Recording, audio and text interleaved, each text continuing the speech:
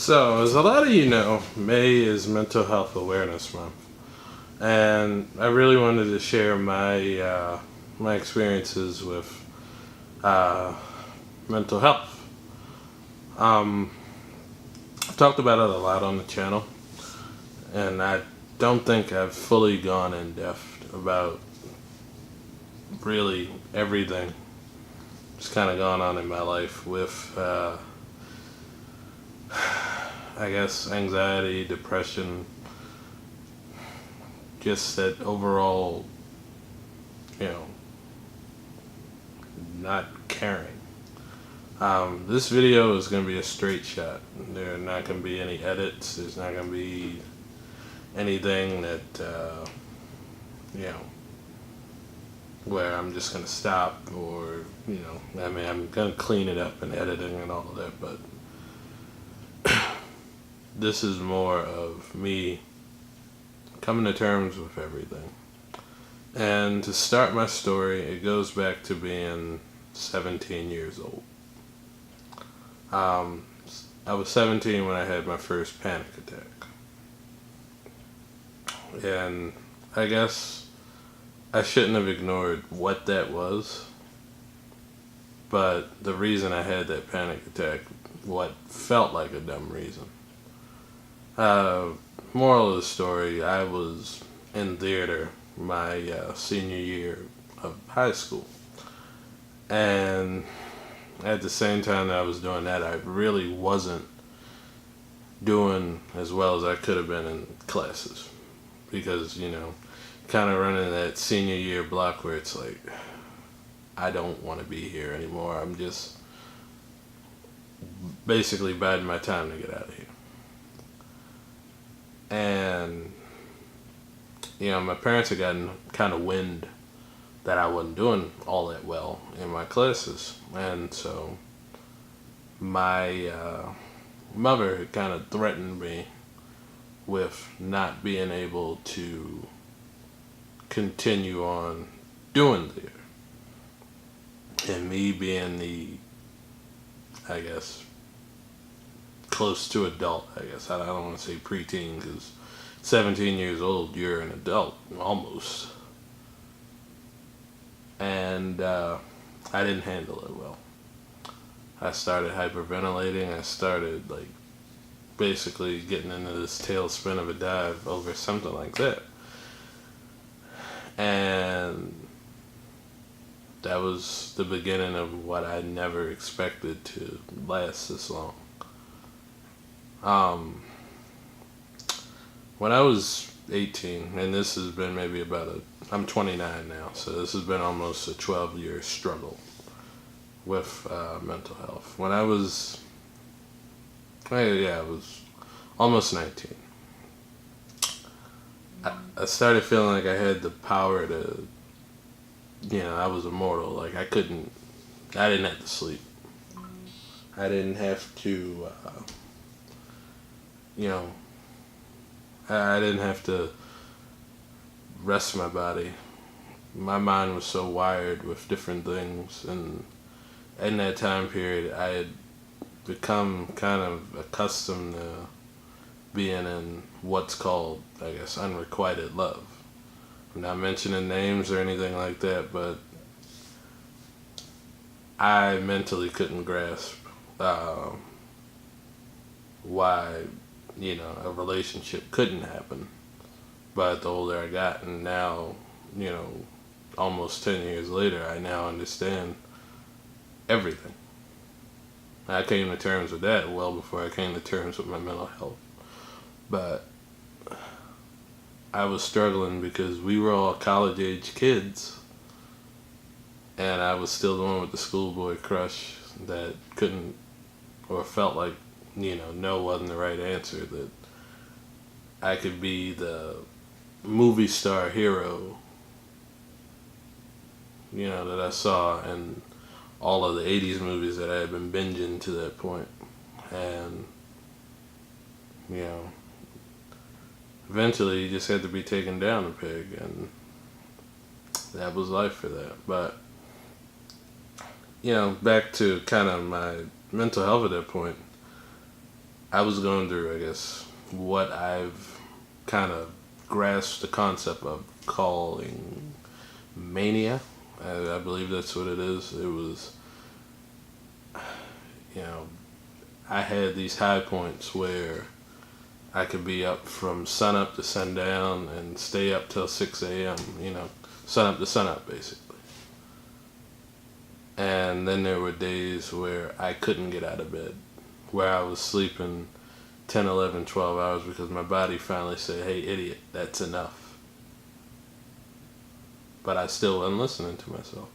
I kept telling myself I didn't need help because, and this is another thing too that adds into it, the stigma for black people with mental health issues is that we don't need help. We've always been told from whether it's parents or grandparents or, other members of our family that you don't need the doctor to tell you what's wrong with you. You need to go to church. You need to do that. This, that, and the other. Which is not true.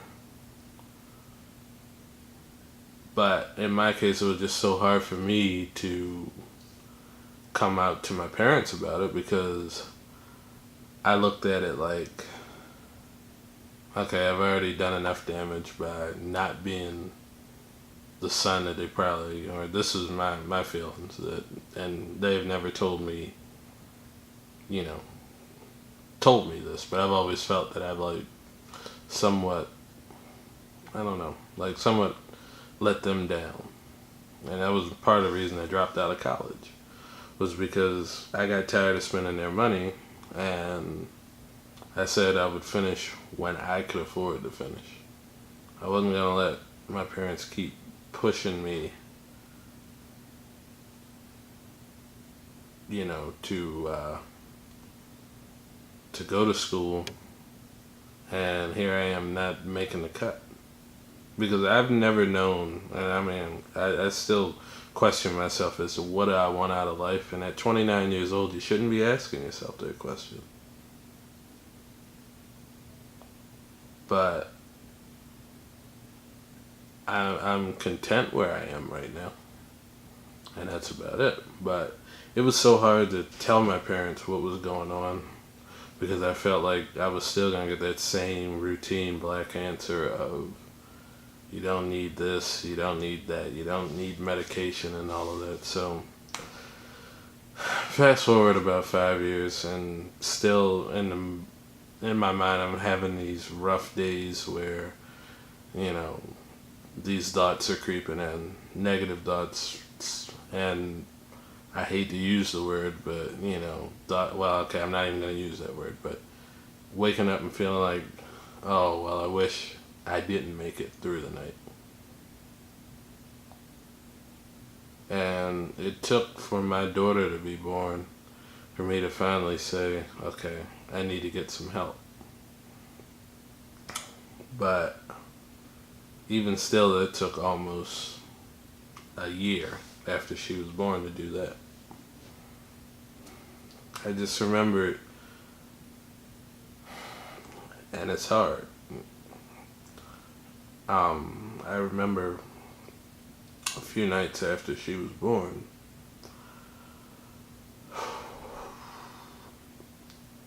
just feeling like I didn't deserve that gift. No father should ever feel like that when their child is born. And I felt like she didn't need me in her life. And now the older she gets, she's 2.5 now, and when I look at her and we share moments where we hug and we kiss and we laugh, and I sometimes can't believe that I had that moment. But to bring it back to where, how I finally got help. Week after it was the week of, actually, the week of my 28th birthday, I got into a chain reaction crash with my daughter in the back seat, her mother right next to me and my mother behind me. we were all going to a friend's birthday party, and we got involved in a chain reaction crash. And we had some personal issues that I'm not gonna divulge on that were going on at the time. And you know, I sat in the hospital for about almost close to 4 hours. Um, just getting checked out, getting CT scans and lumbar checks and it's like that because I felt like, like anyone would after a car accident. And, but a few days prior to that, I had a weird feeling, like, right in my chest here. Like, I thought, and it happened after I got off of work, so I thought I was literally having a heart attack. Because I didn't, you know the symptoms, and I just know that the pain was every time that I was breathing, it was like, it felt like somebody was hitting me in the chest, like with a balled up fist. And it came to find out that I was, dealing with a lot of stress. Now, mind you, months prior, I told my doctor, I was like, look, I'm going through it at work. I'm going through it in my life right now. I need, I don't like how I feel, and I've been feeling like this since I was, in my teenage years. And what she prescribed at first was for me to do like breathing exercises and take myself for a walk and basically get active.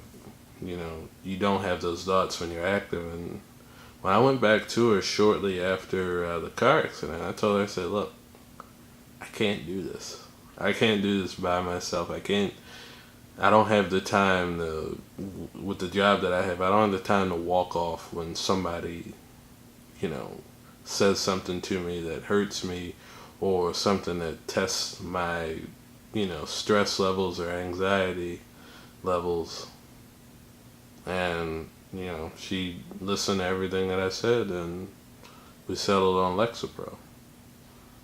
And it's been a year now since I've been on Lexapro, and it's got its days. In the beginning, it was hard because there were nights where I was taking it because I always said I figured I would take it at night, and I don't actually tell anybody to do that because I had such a hard time sleeping in the beginning. And I'm on a 5 milligram dose, and I will say so far the good days have outnumbered the bad by a wide margin. Maybe it's the placebo effect, I don't know.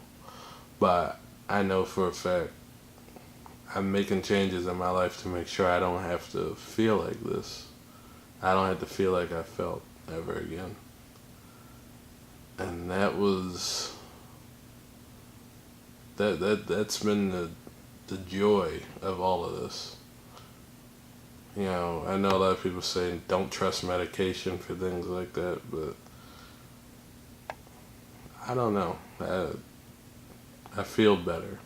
I feel free. I still have my moments, and I still have that bad feeling where, I don't want to go out and be around people or anything like that. That's anxiety. I don't have a phobia of people. I just don't like crowds anymore. Like, I'm getting older and to the point where those things spike my anxiety, and I don't know. I remember it was a time a couple weeks ago I went to go and get some dinner, and I knew what I wanted for dinner, but when I looked in the restaurant, it was busy as all hell. And I said no, I couldn't do it that day. I hated that because I was like, this is, something that something that I've always really wanted. And, well, I can't say really wanted, but it was something that I wanted. But, yeah, I'm getting better. I know probably gonna get re-examined again in a couple weeks when I go back. But being, I guess, on the road to okay is the most worthwhile thing I've done. And, you know, I know that years from now, I'll be a better person for it, and I'll be a better person for my daughter. And that's what kind of keeps me going about getting my mental health in order. And, you know, I needed to talk this out. I needed to have everyone kind of take it in. Because now I need to be held accountable on keeping my mental health up. And so if you sat here and listened to this whole spiel, I thank you. I thank you for taking this ride with me. But, you know, positivity is going to win out eventually in my mind. And I'm going to get there. And I'm going to be alright. Yeah, so if you or anyone you know is struggling with suicide or, well, suicidal thoughts or depression or anxiety or anything, and, you know, they have a rough time with thinking, or if you have a rough time with thinking about, you know, I guess the curveballs that life is throwing at you, do not, and I repeat, do not be afraid to call or reach out to anyone. It can be a friend, it can be a family member.